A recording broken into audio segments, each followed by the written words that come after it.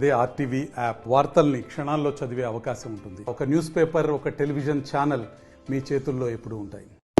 గత 3 నెలలుగా వేతనాలు లేక చాలా ఇబ్బంది పడుతున్నాం. ఇది 4వ నెల నడుస్తుంది. అయినా వచ్చిన ప్రతి ఒక్క అధికారులకు మేము మా హక్కుల పూర్వంగా మేము లెటర్లు ఇస్తానే ఉన్నాము. ఎవరు వచ్చినా మేము ఇస్తామమ్మా చూస్తామని అంటున్నారు. కానీ ఇంతవరకు 4 నెలలు నడుస్తుంది కానీ శాలరీలు అయితే లేవండి. మేము ఎంతగానో చేయాలి, ఎత్తి చాకరీ చేయాల్సి వస్తుంది. ఈ హాస్పిటల్ కు మాకంటూ ఒక బాధ్యతగా ఎవరు లేరండి. అందరూ పని చేపించే వాళ్ళే ఉన్నారు, చెప్పడానికే ఉన్నారు. కానీ మీకు జీతాలు రావట్లేదు కదమ్మా, ఇన్ని నెలల నుంచి మీరు ఎలా చేస్తున్నారు అనేది ఇంతవరకు స్టాఫ్ లో ఎవ్వరు కూడా మమ్మల్ని అడిగే వాళ్ళు లేరండి. ఏంటంటే అసలు ఎవరికి చెప్పాలి, ఎవరితో అడగాలి, మా శాలరీలు ఎవరిని అడగాలనేది మాకే అర్థం లేదండి. ఆ కాంట్రాక్టర్ అసలు ఎవరో అతను ఎలా ఉంటాడో ఇంతవరకు కూడా మేము ఇంతవరకు అతను చూడలే. మా పిఎఫ్లు ఎంత వస్తున్నాయో, ఈఎస్ఐ ఎంత కట్ అవుతుంది అనేది కూడా మాకు ఇంతవరకు క్లారిటీ లేదు. మాకు కావాల్సింది ఏంటంటే అసలు ఆ కాంట్రాక్ట్ రద్దు చేసి మాకు నేరుగా ఎంత మాకు శాలరీ వస్తుందో అంతే మాకు గవర్నమెంట్ ఇచ్చాము మేమందరం కలిసి. సార్ మరి ఇలా సార్ మరి మాకు జీతాలు ఆగిపోయినాయి అంటే ఏంటయ్యా నువ్వు మాట్లాడలేదా, కాంట్రాక్ట్ ను పిలిపించని పిఓ గారు అదే మాట చెప్పారు. ఇంతవరకు లేదు. మొన్న కమిషనర్ గారు వచ్చారు, కమిషనర్ గారు కూడా చెప్తే ఏమన్నాడని 3 నెలలు నేను నేర్పిస్తానమ్మా అన్నారు. వారం వెళ్ళిపోయింది, కనీసం ఇంతవరకు కూడా లేదండి. మా బాధ ఎవరికి చెప్పాలనేది అర్థం కావట్లేదు. అందుకే దయచేసి మాకు 3 నెలల వేతనాలు పెండింగ్ ఏం లేకుండా వేసిన దాకా ఈ సంబంధించి మేము లేవని కోరుతున్నాం.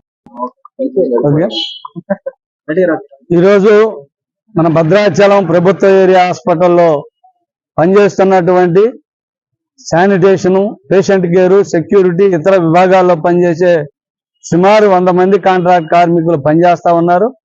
వారికి 3 నెలలుగా, జరిగేది 4వ నెల, వేతనాలు లేక ఇబ్బందులు పడుతున్నారు.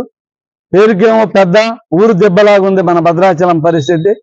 ఏరియా హాస్పిటల్ చూస్తే అనేక పోరాటాలు చేసి అమరులు రాజయ్య గారు, బుజ్జి గారు, మిడియం బాబురావు గారు వారి హయాంలో ఎన్నో పోరాటాలు చేసి దీన్ని 200 పడకల హాస్పిటల్ గా తీర్చిదిద్దారు. కానీ ఇక్కడ డాక్టర్లు లేరని చెప్పేసి ఇదే హాస్పిటల్ ముందు సిపిఎం పార్టీగా ధర్నా చేసినటువంటి పరిస్థితి ఉన్నది.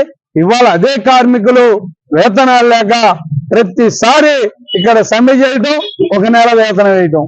అదే సమ్మె చేయకుండా లేదా వీళ్ళు ఏమైనా ఆందోళన చేయకుండా మాత్రం ఒక్కసారి కూడా వీళ్ళ వేతనం పడేటువంటి పరిస్థితి లేదు. ఇది కరెక్ట్ అయిన విధానం కాదు. ఇదే కాంగ్రెస్ పార్టీ వాళ్ళు ఇదే కార్మికులు సమ్మె చేసినప్పుడు మేము అధికారంలోకి వస్తే మీ సమస్యలన్నీ పరిష్కరిస్తాం. స్థానిక ఎమ్మెల్యే గారు కూడా చెప్పారు. ఆయన ఇంటికి వెళ్ళి కలిసాం, ఆయన క్యాంప్ ఆఫీస్ లో కలిసాం, స్వయంగా ఆయన వచ్చి ఇక్కడ మీటింగ్ కూడా పెట్టారు, పాలక మండలి మీటింగు. అయినా సరే సమస్య పరిష్కారం కాలేదు. ఇది వాళ్ళకు వచ్చే అరకొర జీతం నెలకు 9,000 వస్తాయి. ఈ 9,000 రూపాయలకి అప్పులు ఎక్కడి నుంచి వస్తాయి అనేది నేను సందర్భంగా చెబుతా ఉన్నాం. ఇవాళ పర్మనెంట్ గా ఉన్నటువంటి వాళ్ళకే లక్షల జీతాలు వస్తుంటేనే వాళ్ళు ఆర్థిక ఇబ్బందులు ఎదుర్కొంటున్నారు.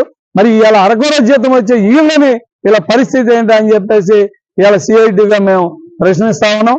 కాబట్టి తక్షణమే మొండికి లేదంటే పట్టుదలకు పోకుండా ఆ కార్మికుల కడుపు మంటని దృష్టిలో పెట్టుకొని వెంటనే వాళ్ళ జీతాలు విడుదల చేయాలని చెప్పేసి మేము సిఐటిగా డిమాండ్ చేస్తాం. ఈ రోజు నుంచి భద్రాచలంలో పట్టణంలో ఉన్నటువంటి వేరే ఆసుపత్రిలో పనిచేసే కాంట్రాక్ట్ కార్మికులు మెరుపు సమ్మెకి దిగడం జరిగింది.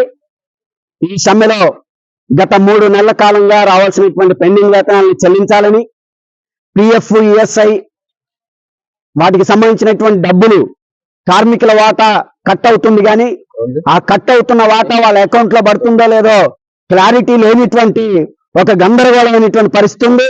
వాటికి సంబంధించినటువంటి తోక చిట్టీలు ఇచ్చి వాటికి సంబంధించినటువంటి లెక్కల్ని వెంటనే తెలియజేయాలని, అత్యంత నిర్లక్ష్యంగా కాంట్రాక్ట్ కార్మికుల పట్ల వ్యవహరిస్తున్నటువంటి కాంట్రాక్టర్ ఎవరైతే ఉన్నారో ఆ కాంట్రాక్టర్ ని బ్లాక్ లిస్ట్ లో పెట్టి అతనికి ఇచ్చినటువంటి కాంట్రాక్టర్ ని రద్దు చేయాలని చెప్పేసి డిమాండ్ చేస్తూ ఈ రోజు కార్మికులు మెరుపు సమ్మెకి దిగడం జరిగింది. ఈ సమ్మె ఈ రోజు కొత్త కాదు.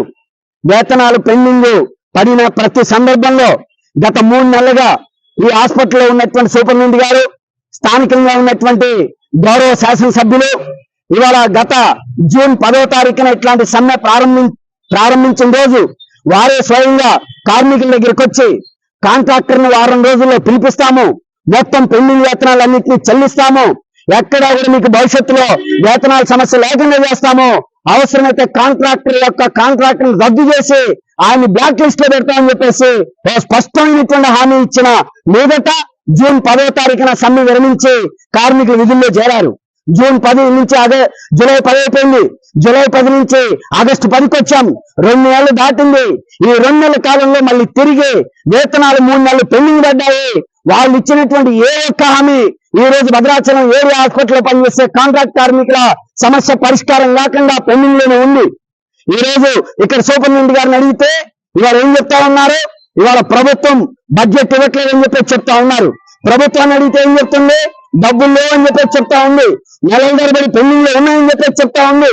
అంటే ప్రభుత్వ ఆసుపత్రిలో వచ్చేటువంటి పేషెంట్లకి 24 గంటల పాటు సేవలు అందిస్తూ వాళ్ళ రక్తాన్ని వాళ్ళ చెమటని ధారపోసి వాళ్ళ యొక్క శక్తియుక్తులు మొత్తం ఒడ్డి మొత్తం సేవలు చేసేటువంటి ఇట్లాంటి కార్మికులకి కడుపు కాలేటట్టు చేసి వేతనాలు లేకుండా రోడ్లను పడేసినటువంటి ఈ ప్రభుత్వం దీనికి సమాధానం చెప్పాలి. గౌరవ ముఖ్యమంత్రి గారు ఎల్లుండి భద్రాద్రి ఖమ్మం జిల్లాల పర్యటనకు వస్తా ఉన్నారు. ఈ ఉమ్మడి జిల్లాలో 3 మంత్రివర్యులు ఉన్నారు. ఈ 3 మంత్రివర్యులు ఇవాళ ఈ కాంట్రాక్ట్ కార్మికుల యొక్క పెండింగ్ వేతనాల మీద స్పందించాలి. వెంటనే ఆ సమస్య పరిష్కారం చేయాలి. 3 నెలల పెండింగ్ వేతనాలు ఇవాళ అకౌంట్ లో పడే వరకు, అలాగే కాంట్రాక్టర్ యొక్క కాంట్రాక్ట్ ని రద్దు చేసి అతన్ని బ్లాక్ లిస్ట్ లో పెట్టేదాకా ఈ సమ్మె నిరవధికంగా కొనసాగుద్ది. ఎట్టి పరిస్థితుల్లో ఈ సమస్యలు తీరకుండా పరిష్కారం కాకుండా ఈ సమ్మెను విరమించేది అని చెప్పేసి సిఐటి స్పష్టంగా తెలియజేస్తా ఉంది. ఈ సమ్మెను విచ్ఛిన్నం చేసే చర్యలకి కుట్రలకి పాల్పడితే అంతకు రెట్టింపుగా సిఐటి నాయకత్వంలో ఉన్న మిగతా అన్ని రంగాల కార్మికులను వీళ్ళకి మద్దతుగా రోడ్డు మీద తీసుకొచ్చి ఈ సమ్మెను మరింత ఉధృతం చేస్తామని చెప్పేసి ఈ ప్రభుత్వానికి హెచ్చరిక చేస్తున్నాం. మరిన్ని వీడియోస్ కోసం ఛానల్ ని సబ్స్క్రైబ్ చేయండి. లేటెస్ట్ అప్డేట్స్ కోసం వాట్సాప్ ఛానల్ ని ఫాలో చేయండి. అండ్ లింక్ డిస్క్రిప్షన్ లో ఉంది.